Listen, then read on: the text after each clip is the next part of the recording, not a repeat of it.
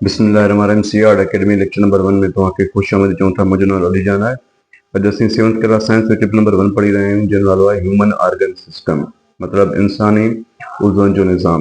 त जेको हिन जो पहिरियों टॉपिक आहे उहो आहे ह्यूमन डाइजेस्टिव सिस्टम, जंहिंजो मतिलबु आहे इंसान जे हाज़मे जो निज़ाम। यादि रखिजो, हिकिड़ो सुवालु ईंदो आहे त असांखे खाधे जी ज़रूरत छो पवंदी आहे। हाणे खाधे जी ज़रूरत इंसान खे या लिविंग ऑर्गेनिज़म खे इन लाइ पवंदी आहे त यादि रखिजो त हिन दुनिया में रहण लाइ इंसान खे कमु करणो पवंदो आहे। ठीकु आहे, जॾहिं इंसान कमु कंदो त उनखे एनर्जी जी ज़रूरत पवंदी। हाणे जॾहिं उहो कमु कंदो रहंदो ऐं हुनखे एनर्जी न मिलंदी त हिन करे उहो आहिस्ते आहिस्ते बीमार थियणु शुरू थींदो ऐं उहो इंसान जेको आहे हिकिड़ो मरी बि सघे थो, छो जो वीक थींदो। पर जॾहिं इंसान खे एनर्जी कंटिन्यूअसली मिलंदी रहंदी ऐं उहो डिफरेंट जेको आहे कमु टास्क खे परफॉर्म कंदो रहंदो त उहो छा रहंदो, हेल्दी रहंदो। त उहा जेकी एनर्जी आहे उहा असांखे किथां मिलंदी आहे, उहा असांखे फूड ऐं वाटर मां मिलंदी आहे। त फूड में डिफरेंट जेके आहिनि कार्बोहाइड्रेट्स, प्रोटीन्स, विटामिन्स मौजूदु हूंदा आहिनि, जेके असांजे जिस्म जे हर उज़वे खे हेल्दी कई वेठा आहिनि, जंहिंजे करे असां जेके डिफरेंट टास्क आहिनि उहे असां परफॉर्म करे सघूं था। हाणे डाइजेस्टिव सिस्टम अहिड़े तरीक़े सां ज़रूरी आहे, छो जो असां जेको खाधो खाऊं था ऐं जेको खाधो असांजे लाइ गैस ज़रूरी आहे, अगरि उहो असां न कढंदासीं त उहो असां लाइ तमामु घणो नुक़सान जो सबबु बणिबो, यानी उहो कुझु न कुझु बीमारियूं असां में क्रिएट कंदो, पैदा कंदो, जेके असांखे नुक़सान ॾेई सघनि थियूं। ऐं जेको खाधो असांजे लाइ ज़रूरी हूंदो, जंहिंमें हुन में मिनरल्स या कुझु शयूं ज़रूरी हूंदियूं ब्लड लाइ या डिफरेंट ऑर्गन्स लाइ, उहो असां जेको आहे यूज़ कंदो असांजो जिस्म, ऐं अनडाइजेस्टेड फूड जेको आहे उहो निकिरंदो रेक्टम जे ज़रिए। हाणे यादि रखिजो, जेको ह्यूमन डाइजेस्टिव सिस्टम आहे, जेके बि इंसाननि में या लिविंग ऑर्गेनिज़म में बहरहाल हिते उहे जी ॻाल्हि हले त इंसान खे सेल खे एनर्जी ॾियणु ज़रूरी हूंदो आहे। त सेल खे एनर्जी खाधे जे ज़रिए मिलंदी, त खाधो डायरेक्ट सेल ते पहुचंदो कोन, त असांखे हुनखे ब्रेक डाउन कबो आहे सिंपल पीसिस में। त इहो जेको ब्रेक डाउन हूंदो आहे खाधे जो सिंपल ऐं डिफ्यूज़िबल मॉलिक्यूल्स पार्टिकल्स में, इन प्रोसेस खे डाइजेस्टिव सिस्टम पढ़िबो आहे ह्यूमन्स, यादि रखिजो। हाणे जेको डाइजेस्टिव सिस्टम थींदो आहे उहो ॿिनि ग्रुप ऑफ ऑर्गन ते मुश्तमिल आहे इंसाननि में। हिकिड़ो जेको एलिमेंट्री कैनाल ऐं ॿियो एक्सेसरी कैनाल। यादि रखिजो, एलिमेंट्री कैनाल्स में उहे ऑर्गन्स ईंदा आहिनि जेके डायरेक्ट हिसो वठंदा आहिनि डाइजेस्टिव सिस्टम में। हे जेके डायरेक्ट हिसो न वठंदा आहिनि, जंहिंजे करे हुनखे असां एक्सेसरी कैनाल कंदा आहियूं, यादि रखिजो। ऐं हे जेको एलिमेंट्री कैनाल आहे बेसिकली हिकिड़ो ट्यूब आहे, ऐं इहो ट्यूब जेको हूंदो आहे इहो माउथ खां शुरू थींदो आहे, इंसान जे वात खां, ऐं उहो एनस ते ख़तमु थींदो आहे, यानी रेक्टम ताईं उहो छा थींदो आहे, ख़तमु थींदो आहे, यादि रखिजो। हुन खां अलावा ऐं हे जेको ट्यूब हूंदो आहे उहो ऑलमोस्ट जेको आहे लेंथ जेका हूंदी आहे उहा 7 मीटर हूंदी आहे। घणी हूंदी आहे? 7 मीटर्स लेंथ हूंदी आहे। ठीकु आहे, ऐं हिन में जेके कहिड़ा कहिड़ा ऑर्गन्स अचनि था, जिन मिसाल त माउथ आहे, फेरिंग्स आहे, हुन खां अलावा तव्हांजो एसोफेगस आहे, हुन खां अलावा स्टमक आहे, स्मॉल इंटेस्टाइन आहे ऐं लार्ज इंटेस्टाइन। इन खां अलावा जेको ईंदो आहे लास्ट में एनस आहे। त हे जेके ऑर्गन्स आहिनि जिन खे असां एलिमेंट्री कैनाल में रखंदा आहियूं, यानी उहे वात जे खां वठी एनस ताईं 7 मीटर्स जेके लॉन्ग हूंदा आहिनि, इहे एलिमेंट्री कैनाल डायरेक्ट हिसो वठंदा, एलिमेंट्री कैनाल में डायरेक्ट हिसो वठंदा आहिनि डाइजेस्टिव सिस्टम में। हाणे एक्सेसरी कैनाल वारा उहे ऑर्गन्स आहिनि जेके डायरेक्ट हिसो न वठंदा आहिनि, उहे कंहिंजे ज़रिए हिसो वठंदा आहिनि। मिसाल जीअं टीथ आहे, ठीकु आहे, जीअं लिवर आहे, जीअं गॉल ब्लेडर आहे, जीअं तव्हांजो पेनक्रियास। त इहे सभु ऑर्गन हिसो वठंदा आहिनि, पर उहो डायरेक्ट हिसो न वठंदा आहिनि, जिन करे असां हिनखे एक्सेसरी कैनाल कंदा आहियूं। हे डायरेक्ट हिसो वठंदा आहिनि, जिन करे असां हिनखे एलिमेंट्री कैनाल कंदा आहियूं। त खाधे खे ऑलमोस्ट जज़ब थियण लाइ 24 खां 30 कलाक लॻंदा आहिनि माउथ खां एनस ताईं पहुचण में, डाइजेस्ट थियण में, यादि रखिजो। तो चाहे उहो लंच कयो, चाहे तव्हां उहो डिनर कयो, चाहे उहो ब्रेकफास्ट कयो, त जेतिरो टाइम तव्हां लॻाईंदो ओतिरो 24 कलाक में तव्हांखे खाधो हज़म थींदो। हाणे अचो त असीं जेको एलिमेंट्री कैनाल जे बारे में पढ़ूं त डिफरेंट जेके एलिमेंट्री कैनाल्स में मोस्ट ऑफ टाइम जेके बि हे ऑर्गन्स आहिनि इन एलिमेंट्री ट्यूब में, त असां उनखे पढ़ंदासीं माउथ खां वठी एनस ताईं कीअं वर्क करे थो डाइजेस्टिव सिस्टम। जेको हाणे पहिरियों मां पढ़ायो तव्हांखे एलिमेंट्री कैनाल में, उहो ऑर्गन आहे माउथ। यादि रखिजो, जेका डाइजेशन हूंदी आहे उहा ॿिनि क़िस्मनि जी थींदी आहे आम इंसाननि में। हिकिड़ी थींदी आहे फिज़िकल ऐं ॿी थींदी आहे केमिकल। यादि रखिजो, फिज़िकल हिकिड़े क़िस्म जो मैकेनिकल प्रोसेस आहे। हिन में थींदो छा आहे, हिन में सिंपली जेको आहे बिग पीसिस खे ब्रेक डाउन कबो। छा कबो आहे? ब्रेक डाउन कबो। त जेका फिज़िकल ब्रेक डाउन आहे फूड जी, उहा माउथ में स्टार्ट थींदी आहे। वो जो केमिकल ब्रेकडाउन आहे उनमें छा थींदो आहे, डिफरेंट एंजाइम्स जेके आहिनि उन सां मिली करे खाधे सां ऐं को न को एक्शन या टास्क परफॉर्म कंदा आहिनि, उन ॾिसूं केमिकल डाइजेशन कंदा आहिनि। त सवाल अगरि को बचे थो त फिजिकल डाइजेशन या केमिकल डाइजेशन कहिड़े ऑर्गन खां थींदी आहे, त उहे ॿई छा किथे थींदियूं आहिनि, माउथ में थींदियूं आहिनि, यादि रखो। हाणे माउथ तव्हांखे ख़बर आहे त माउथ जेको आहे उनमें बि डिफरेंट पार्ट्स थींदा आहिनि, चीक्स थी विया, लिप्स थी विया, टीथ थी विया ऐं ॿियो टंग ईटीसी वग़ैरह, इहे सभु कुझु हिन में पार्ट्स मौजूदु आहिनि। हाणे खाधे जो कमु छा आहे, वात जो कमु छा आहे सिंपली, त जॾहिं असां को बि खाधो खाईंदा आहियूं, ज़ाहिर जेको बि असां को बि इंसान या को बि जानवर खाधो खाईंदो आहे त उहो पहिरियों जेको ॾुकमो हूंदो कंहिं बि फूड जो उहो पंहिंजे माउथ में रखंदो ऐं वात में। हाणे ॾंदनि जो कमु छा हूंदो हुते, जीअं जो अंदरि वेंदा त जेके टीथ हूंदा, मां तव्हांजे ॾंदनि जा 4 क़िस्म पढ़ाया हुआ, केनाइन्स, प्रीमोलर, मोलर, चोथों आहे हिकिड़ो, ठीकु आहे। त उहे 4 क़िस्म तव्हांखे पढ़ाया मां, त उनजो कमु छा हूंदो, मिलाए करे हिन खाधनि खे छा कंदा आहिनि, सफ़ा ब्रेक डाउन कंदा आहिनि, यानी उहे च्यू कंदा आहिनि, चॿाड़ींदा आहिनि, उनखे क्लियर कंदा आहिनि, खाधे खे फाड़े छॾींदा आहिनि या मिसाल ते क्रश कंदा आहिनि ॾंद जे ज़रिए। त ॾंदनि जो कमु छा हूंदो आहे, माउथ में खाधे खे तोड़णु, ठाहिणु या उनखे मिलाए छॾणु। यादि रखिजो कि खाधो जॾहिं टुटी पवंदो आहे डिफरेंट पीसिस में, स्मॉल पीसिस में, पोइ उते हिकिड़ो सलाइवा ईंदी आहे। सलाइवा हिकिड़ो लिक्विड आहे जेको असांजे माउथ में थींदो आहे, या तव्हां हिनखे सिंधी में थुक पढ़ंदा आहियो जेका, उहो लिक्विड जेको आहे उहो सलाइवा जे खाधे में जेको कार्बोहाइड्रेट्स आहिनि, जेको स्टार्च हूंदो आहे, उनखे छा कंदो आहे, उन्हनि खे हिन खाधे सां मिलाए माना उनखे हिन सलाइवा सां मिलाए छॾींदो आहे। इन खाधे में जेको स्टार्च या कार्बोहाइड्रेट जेके मौजूदु हुयूं, सलाइवा उनखे उन सां मिलाए छॾींदो आहे। हाणे जॾहिं उहो मिलाए छॾींदो न, त खाधो जेको आहे तव्हांजो बोलस में कन्वर्ट थींदो। छा में कन्वर्ट थींदो, बोलस में। बोलस छा खे चइबो आहे, जॾहिं खाधो जॾहिं वात में वेंदो आहे उहो उन लिक्विड सां मिली करे सफ़ा आलो थींदो आहे, सफ़ा ईअं पाणी ऑलमोस्ट पाणी टाइप थींदो आहे, इन खाधे खे असां छा पढ़ंदा आहियूं, हिन सां बोलस पढ़ंदा आहियूं। त इन वरी बोलस खे जेको आहे वॾो जेको किरदारु हूंदो आहे बोलस खे करण में, उहो कमु हूंदो आहे जेको असांजो टंग हूंदी आहे। टंग छा कंदी आहे, खाधे खे पोते कंदी आहे, ठीकु आहे, उहो वरी छा कंदी आहे, पाणी वांगुरु चेंज करे छॾींदी आहे। त यादि रखिजो त तव्हां अगरि पढ़ो त चीक ऐं लिप जेके हूंदा आहिनि, कमु छा हूंदो आहे, उहे माना खाधे खे छा कंदा आहिनि, यूनिफॉर्म थी कंदा आहिनि, माना हिकु तरीक़े सां उनखे हिकु जॻह ते बीहारे बीठा हूंदा आहिनि। या जेका वाल ऑफ माउथ आहे उहा सलाइवा प्रोड्यूस कंदी आहे। सलाइवा में हिकिड़ो एंजाइम हूंदो आहे, उहो स्टार्च खे शामिल कन्वर्ट कंदो, ग्लूकोज में कन्वर्ट करे उनखे जेको आहे लिक्विड में मिलाईंदो, बोलस में कन्वर्ट कंदो। और टंग जो कमु छा आहे, त उहे टंग जो तव्हांखे ख़बर आहे, बर्ड्स या टेस्ट बर्ड्स वग़ैरह जेके क़िस्म जो साल्टी आहे, सोर आहे या मिसाल स्वीट आहे, उनखे ॿुधाईंदी त कहिड़े क़िस्म जो खाधो हिन में मौजूदु आहे। टेस्ट टीथ मां ॿुधायां तव्हांखे, कट कंदो, च्यू कंदो या क्रश कंदो, इहो सॼो कमु टीथ जो आहे। त इहो सॼो कमु जेको आहे माउथ में थींदो आहे। हाणे जॾहिं माउथ में खाधो जेको आहे तव्हां बोलस में कन्वर्ट थींदो आहे, ऑलमोस्ट सेमी लिक्विड में जॾहिं कन्वर्ट थींदो आहे, पोइ ईंदो आहे, पोइ कंहिंजी वारी ईंदी आहे, पोइ ईंदी आहे एसोफेगस। हाणे एसोफेगस जेको आहे निड़ घुट गई, या तव्हां हिनखे पढ़ी सघो था फूड पाइप।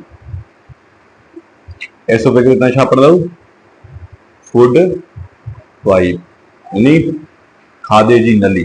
हाँ, एसोफेगस जेको आहे हिकिड़ो ट्रांसपोर्टेशन वारो कमु कंदो आहे, यानी इहो ट्रांसपोर्ट कंदो आहे। इन जो कोई रोल ख़ासि न आहे डाइजेस्टिव सिस्टम में, पर तव्हां इहो पढ़ी सघो था। डाइजेशन थींदी कोन्हे, डाइजेस्टिव सिस्टम में हिसो आहे हिन जो, पर हिते खाधे जी हाज़मे जो डाइजेशन न थींदी आहे, यादि रखिजो, बाक़ी हिसो आहे। जॾहिं उहो ट्रांसपोर्ट थींदो आहे फेरिंग्स खां, एसोफेगस खां पोइ फेरिंग्स ते जॾहिं ईंदो, उहा बि नली थींदी आहे हिते, त पोइ बोलस जेको आहे, बोलस ऑटोमेटिक पुश थींदो आहे जेको, यानी खाधो जेको बोलस में कन्वर्ट थी वियो, उहो ऑटोमेटिकली इनवॉलंटरी प्रोसेस आहे। जॾहिं निड़ी में खाधो पहुचे थो, त ज़ाहिरी ॻाल्हि आहे उहो ऑटोमेटिकली कंहिं न कंहिं पैटर्न जे ज़रिए, हिन वेव जे ज़रिए उहो तव्हांजो खाधो जेको आहे हेठि निड़ीअ खां लहंदो। छा लहंदो, निड़ीअ खां लहंदो। हिते का डाइजेशन न थींदी आहे, पर डाइजेशन जो हिसो आहे। हाणे तव्हांखे इहा ख़बर आहे त जॾहिं जीअं तव्हां डायरेक्ट जेको आहे खाधो एसोफेगस फूड पाइप खां लहंदो, त टियों ऑर्गन ईंदो आहे तव्हांजे निड़ घुट खां डायरेक्ट, पोइ जंहिंजो नालो आहे स्टमक। नालो छा आहे, स्टमक। हाँ, स्टमक खे असां सिंधी पढ़ंदो महदो। छा पढ़ंदा असां, महदो, मीम एन दाल ऐं बा, त इहो महदो पढ़ंदा। हाणे महदो जेको शेप आहे, मोस्ट ऑफ टाइम पढ़ियो आहे त इहो जे शेप थींदो आहे ईअं, ठीकु आहे। जीअं निड़ी हलंदो त मादो मादे में ईंदो। ऐं यादि रखिजो जेको हीउ जे शेप मस्कुलर बैग आहे, जेको जे शेप्ड मस्कुलर बैग आहे, जेको हर इंसान वटि आहे, ठीकु आहे। यादि रखिजो त इन में वरी हिकिड़ो गैस्ट्रिक जूस रिलीज़ कंदो आहे। हे पंहिंजी वाल्स खां छा रिलीज़ कंदो आहे, गैस्ट्रिक जूस। यादि रखिजो छा रिलीज़ कंदो आहे, गैस्ट्रिक जूस। हाणे गैस्ट्रिक जूस में हिकिड़ो जेको आहे एसिड मौजूदु हूंदो आहे, जेके असां पढ़ंदा आहियूं हाइड्रोक्लोरिक एसिड। जेके छा पढ़ंदो असां, हाइड्रोक्लोरिक एसिड। हाँ हाइड्रोक्लोरिक एसिड कम छा हूंदो आहे त मोस्ट ऑफ द टाइम हू छा कंदो आहे, उन खाधे खे एंजाइम जे ज़रिए ब्रेक डाउन कंदो आहे, प्रोटीन मॉलिक्यूल सभिनी खे तोड़ींदो आहे। पर मेन जेको कमु हूंदो आहे हाइड्रोक्लोरिक एसिड जो, उहो इहो हूंदो आहे त जेके बि हुन में बैक्टीरियाज़ वग़ैरह आहिनि, या जेको जंहिंमें हुन में हार्मफुल माइक्रोब्स आहिनि, माइक्रो ऑर्गेनिज़म्स आहिनि, उनखे किल कंदो आहे, जीअं उहे अॻे वञी करे नुक़सान न पहुचाइनि डिफरेंट ऑर्गन्स में वञी करे। पंहिंजो कमु प्रोटीन वग़ैरह मॉलिक्यूल्स खे सिंप्लीफाई त करणो आहे, पर मतिलबु इनखे जीअं बैक्टीरिया वग़ैरह खे विकिल करणो आहे। कॾहिं कॾहिं छा थींदो आहे, एसिडिटी वधी वेंदी आहे, हद खां वधीक गैस्ट्रिक जूस रिलीज़ थींदो आहे असांजे जिस्म में, ऐं हाइड्रोक्लोरिक एसिड वधींदो आहे, जंहिं करे असांजे मादे में तकलीफ़ थींदी आहे, जेके असां एसिडिटी पढ़ंदा आहियूं। अगरि एसिडिटी जो कंप्लीट हिकिड़ो मिसाल जे तौर ते अगरि इन इलाज असां न करण त हिकिड़ो अॻिते हली करे असांखे अपेंडिक्स जहिड़ी बीमारी थी सघे थी। ठीकु आहे, सम्झो था। त तव्हां इहो पढ़ी सघो था, इहो सम्झी सघो था त प्रोटीन वग़ैरह सभु कुझु हिते, माना तव्हां सम्झो त हीउ गैस्ट्रिक जूस अहिड़ो मिलाए छॾंदो आहे, अहिड़ो मिक्स करे छॾंदो आहे खाधे खे, जो सॼो खाधो पाण में बाक़ाइदे मिक्स थींदो आहे। पोइ जो हुन में डिफरेंट एंजाइम्स हुजनि, चाहे डिफरेंट हुन में लिक्विड हुजे, चाहे हुन में बैक्टीरिया ख़तमु थियणु हुजे, प्रोटीन हुजे, कार्बोहाइड्रेट हुजे खाधे, उहे सभु जो सभु जेके आहिनि बाक़ाइदे मिक्स थी वेंदा आहिनि। त हाइड्रोक्लोरिक एसिड जो मतिलबु मां तव्हांखे ॿुधायो। ऐं एंजाइम जेको आहे न, ॾिसो एंजाइम जो कमु ई छा हूंदो आहे, एंजाइम हिकु क़िस्म जो बायोलॉजिकल कैटलिस्ट आहे। बायोलॉजिकल कैटलिस्ट मतलब छा हूंदो आहे, उहो लिविंग ऑर्गेनिज्म में रिएक्शन खे फास्ट कराए ऐं उहो पंहिंजे हिसाब सां निकिरी वेंदो आहे। इनखे असां पढ़ंदा आहियूं एंजाइम्स, यादि रखिजो। त इहो कमु कंहिंजो थी वियो, इहो कमु थी वियो स्टमक जो। ऐं चोथों जेको ऑर्गन आहे उहो आहे स्मॉल इंटेस्टाइन। स्मॉल इंटेस्टाइन जो मतिलबु आहे नंढो आंतो। इहो हिकिड़ो यादि रखिजो, इहो हिकु लॉन्ग ऐं क्वाइल ट्यूब आहे। इहो छा आहे, हिकु लॉन्ग ऐं क्वाइल ट्यूब आहे, इहो यादि रखिजो। हिकिड़ो नेरो इन हूंदो आहे। ऐं यादि रखिजो, हे जेको आहे नालो में स्मॉल आहे, पर हे जेको आहे वॾो थींदो आहे। हिनजी जेका लेंथ हूंदी आहे, एवरेज लेंथ, उहा 6 मीटर थींदी आहे। यादि रखिजो, घणी थींदी आहे, 6 मीटर। हाणे ॻाल्हि यादि रखिजो, जॾहिं खाधो जेको आहे बोलस खां बाद में जॾहिं उहो जॾहिं स्टमक में ईंदो त उहो काइम में चेंज थींदो, सफ़ा बाक़ाइदा सेमी लिक्विड थींदो आहे, त उहो काइम थींदो। छा थींदो वरी, काइम थींदो। यादि रखिजो, त उहो काइम जेको आहे ऑलमोस्ट पहुचंदो स्मॉल इंटेस्टाइन ते। हाणे पाण हिकिड़ा एक्सेसरी केनाल पढ़ी आयासीं, जंहिंमें तव्हां पढ़ियो हुयो लिवर, पेनक्रियास, ॾंद असां पढ़ी आयासीं, ॾंद एॾो ख़ासि रोल न हुयो। हाणे लिवर ऐं पेनक्रियास जेको हुयो, इहे ॿई हिकिड़ा जूस प्रोड्यूस कंदा आहिनि। जीअं जूस ॾींदा, लिवर जेको हूंदो आहे उहो बाइल जूस ॾींदो आहे, जॾहिं त पेनक्रियास जेको हूंदो आहे उहो ॾींदो आहे पेनक्रियाटिक जूस। छा ॾींदो आहे, पेनक्रियाटिक जूस।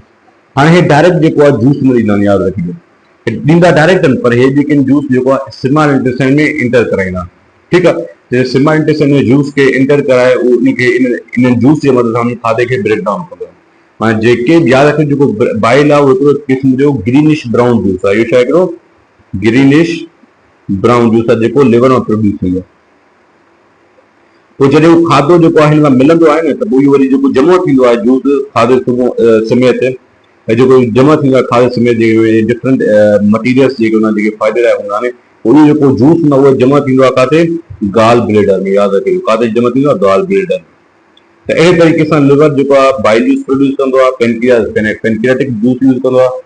पोइ उहे छा कंदा आहिनि, जेको प्रोड्यूस कंदा आहिनि, त उहे लार्ज साइज़ जेके अञा कुझु बचिया हूंदा आहिनि प्रोटीन वग़ैरह, उन्हनि खे अमाइनो एसिड में कन्वर्ट करे वेंदा आहिनि। यादि रखियो, छा में कन्वर्ट कंदा आहिनि, अमाइनो एसिड में, या डिफरेंट वेरी स्मॉल पार्टिकल्स में कन्वर्ट, मॉलिक्यूल्स में कन्वर्ट करे पोइ स्मॉल इंटेस्टाइन में कमु आणींदा आहिनि। यादि रखियो, ऐं बाक़ी बाइल जूस जेको प्रोड्यूस कंदो आहे लिवर, भाई जमा थींदो आहे काथे, गाल ब्लेडर में जमा थींदो आहे। यादि रखिजो, सम्झो ॻाल्हि। त उहे एंजाइम जेको कमु फास्ट कराईंदा आहिनि। हाणे जॾहिं सॼो कमु मतिलबु जेके बि कार्बोहाइड्रेट आहे, प्रोटीन आहे, वाइटामिन्स आहे, उहे सभिनी खे जॾहिं एंजाइम तोड़ींदो आहे डिफरेंट पार्टिकल्स में, डिफरेंट डिफ्यूजिबल पार्टिकल्स में, उहो बाक़ी जेको सेमी डाइजेस्टिव जेको कार्बोहाइड्रेट हूंदो आहे उहो कन्वर्ट थींदो आहे शुगर्स में।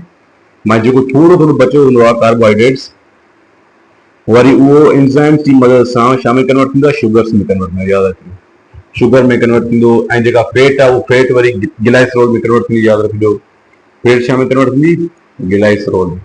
उहो जेको जीअं बॉडी इंसान जे लाइ शयूं कम जी हूंदियूं, हुन में वञी करे यूज़ थींदा। यादि रखिजो। हाणे हिकिड़ी ॻाल्हि यादि रखिजो, जेका बि डाइजेशन हूंदी आहे उहा कंप्लीट थींदी आहे काथे, स्मॉल इंटेस्टाइन में। यानी हाज़मो जेको हूंदो आहे, डाइजेशन निज़ाम जेको हूंदो आहे, उहो कंप्लीट थींदो आहे हिते। ऐं एब्ज़ॉर्प्शन जेका थींदी आहे, एब्ज़ॉर्प्शन उहा बि सिर्फ़ु ऐं सिर्फ़ु स्मॉल इंटेस्टाइन में थींदी आहे। यादि रखिजो, त जेका एब्ज़ॉर्प्शन आहे उहा बि स्मॉल इंटेस्टाइन में थींदी आहे, डाइजेशन आहे उहा बि स्मॉल इंटेस्टाइन में थींदी आहे। हाणे थींदो छा आहे त स्मॉल इंटेस्टाइन में कुझु फोल्ड मौजूदु हूंदो आहे, कुझु चवंदा आहिनि फोल्ड, कुझु।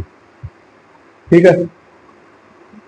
हाँ ये फोल्ड ॾिसो यादि रखिजो फोल्ड में डिफरेंट कैपिलरीज़ मौजूदु हूंदियूं नसूं मौजूदु हूंदियूं आहिनि त हाणे खाधो जेको आहे थोरी जेका एनर्जी मौजूदु हूंदी आहे जेका बिलण लाइ कमु अचे उहो बिलण लाइ वेंदो यानी सिग्नल ॾिसण खां पोइ डिफरेंट ऑर्गन्स मिलंदा मिसाल जे तौर ते जेका बिलण लाइ कमु अची हूंदी उहा हिन कैपिलरीज़ ज़रिए बिलण में वेंदो या मिसाल जे तौर ते कुझु खाधे जा जे ग्लूकोज़ आहे उहो ग्लूकोज़ जेको आहे हिन जे ज़रिए सिग्नल जे ज़रिए उहो बिलण में वञी करे रेस्पिरेशन कराईंदो या मिसाल ग्लाइसरोल थी विया फैटी एसिड थी विया इहे जेका आहिनि सेल जी ग्रोथ लाइ कमु कंदा मतलब हितां खां पोइ जेको बि डिफरेंट ऑर्गन्स आहिनि जिन खे ज़रूरत हूंदी आहे एनर्जी जी सेल ग्रोथ जी या मिसाल जे तौर ते बॉडी खे ग्रो करण लाइ रेस्पिरेशन लाइ जेके बि अमल आहिनि उहो पोइ हितां संभाली ॾिसण खां शुरू थींदा आहिनि नंढे आंटे खां शुरू थींदा आहिनि यादि रखिजो त जेको मेन असांजो मुद्दो हुयो हिन में उहो छा हुयो त हिन में डाइजेशन हिन में थींदी आहे कंप्लीट एब्जॉर्प्शन बि हिते थींदी आहे कंप्लीट ऐं यादि रखियोसि लिवर जेको आहे बाइल प्रोड्यूस कंदो आहे जंहिंमें पेनक्रियाटिक जूस प्रोड्यूस कंदो आहे इन जो कम ई छा आहे जूसिस जो त जेके बि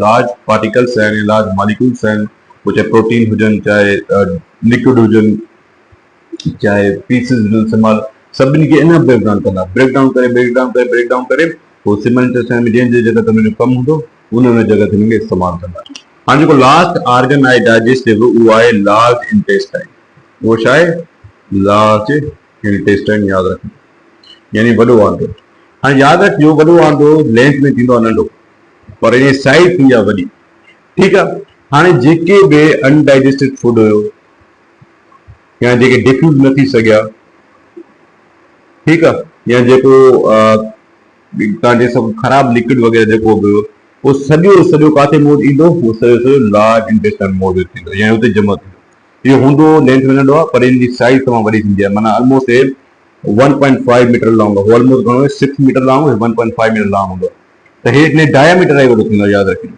त जेके बि वाटर मिनरल साल्ट वग़ैरह हूंदा आहिनि उहे हिते एब्ज़ॉर्ब थींदा आहिनि वधीक ठीकु आहे ऐं जेके बि मिनरल्स एब्ज़ॉर्ब थींदा आहिनि उहे एब्ज़ॉर्ब थींदा आहिनि फ्रेंडली बैक्टीरिया जी मदद सां यानी असांजे जिस्म में कुझु फ्रेंडली बैक्टीरिया मौजूदु आहिनि जेके सुठी एब्ज़ॉर्प्शन या सुठी डाइजेशन कराईंदा आहिनि असांजे जिस्म में बाक़ी जेके नॉन डिफ्यूज़िबल कंपोनेंट्स हूंदा आहिनि या जेको खाधो जेको आहे ज़रूरत असांजो जेको आहे ॻरंदो न आहे उहो कन्वर्ट थींदो आहे रेक्टम यानी लार्ज इंटेस्टाइन हिकिड़ो हिसो हूंदो आहे जंहिंखे असां चवंदा आहियूं रेक्टम ऐं रेक्टम में जेको खाधो जमा थींदो आहे जेके बि अनडाइजेस्टेड फूड वग़ैरह हूंदो आहे उहो फीसिस में कन्वर्ट थी करे पोइ जेको इंसान जे इनस वारे ऑर्गन मां निकिरी वेंदो आहे यादि रखिजो त हिते तव्हांजी छा थी डाइजेशन कंप्लीट थी हिते छा थी तव्हांजी डाइजेशन कंप्लीट थी यानी खाधो जेको आहे तव्हां माउथ जे ज़रिए खाधो माउथ खां बाद में जेको खाधो बोलस जी सूरत में तव्हां एसोफेगस खां ट्रिपायो जॾहिं एसोफेगस खां निकिरी वियो फूड पाइप जे ज़रिए फेल्स खां बाद में पोइ स्टमक ताईं पहुतो स्टमक में डिफरेंट उन्हनि खे गैस्ट्रिक जूस या हाइड्रोक्लोरिक एसिड उन्हनि खे रिएक्शन करायो उन खां बाद में उहो काइम में चेंज थी वियो काइम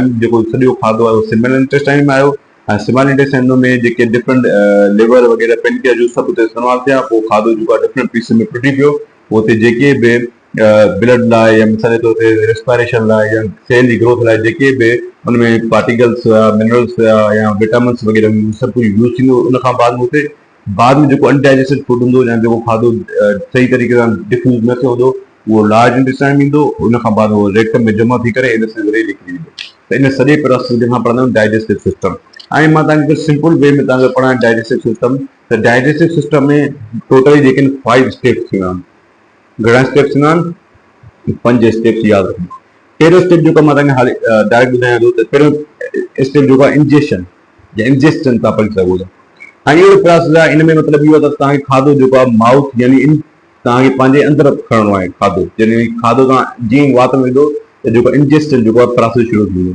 सेकेंड प्रोसेस आहे डाइजेशन ऐं डाइजेशन मतिलबु छा आहे त ब्रेक डाउन जो खाधो जो प्रोसेस शुरू थी वियो जीअं तव्हां इंजेक्शन कई तीअं डाइजेशन ताईं शुरू थींदी यानी ब्रेक डाउन खाधो शुरू थींदो स्मॉल पीसिस में पोइ वरी डिफरेंट जेको आहे उन खां बाद में जेको आहे टियों नंबर छा आहे टियों नंबर थींदो आहे एब्ज़ॉर्प्शन हा एब्ज़ॉर्प्शन तॾहिं थींदी आहे जॾहिं उहो खाधो डिफरेंट एलिमेंट जे केनाल्स में टपी वञे पहिरियों छा थींदो माउथ में जीअं तव्हां खाधो विधो तव्हांजी थियो इंजेस्टन जीअं तव्हां ब्रेक पीसिस में ब्रेक डाउन करे टोड़ियो जीअं हेठि वियो स्टमक में त डाइजेशन शुरू जीअं उतां खां बाद में डिफरेंट ऑर्गन्स ताईं पहुतो त उहो एलिमेंट्री केनाल में एब्ज़ॉर्प्शन जी सूरत में हलंदो वेंदो उन खां बाद में जेको चोथों प्रोसेस थींदो उहो यूटिलाइज़ेशन यानी यूटिलाइज़ेशन मतिलबु छा आहे जॾहिं उहो स्मॉल इंटेस्टाइन में पहुचंदो त खाधो यूटिलाइज़ थींदो मां ॿुधायो तव्हांखे ब्लड में इस्तेमालु थींदो जीअं रेस्पिरेशन लाइ इस्तेमालु थींदो मिसाल ग्रोथ सेल ग्रोथ लाइ इस्तेमालु थींदो एनर्जी लाइ इस्तेमालु थींदो ऐं बाद में जेको 5 नंबर प्रोसेस आहे उनखे असां इंजेस्ट छा पढ़ंदा आहियूं इजेशन। इजेशन जो मतिलबु छा आहे एलिमिनेशन ऑफ अनडाइजेस्टेड फूड, जेको खाधो सही तरीक़े सां हज़म न थियो उन खाधे खे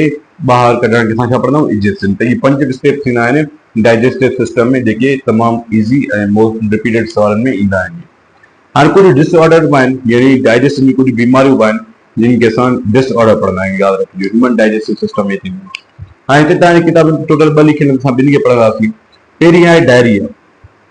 पहिरीं छा आहे डायरिया?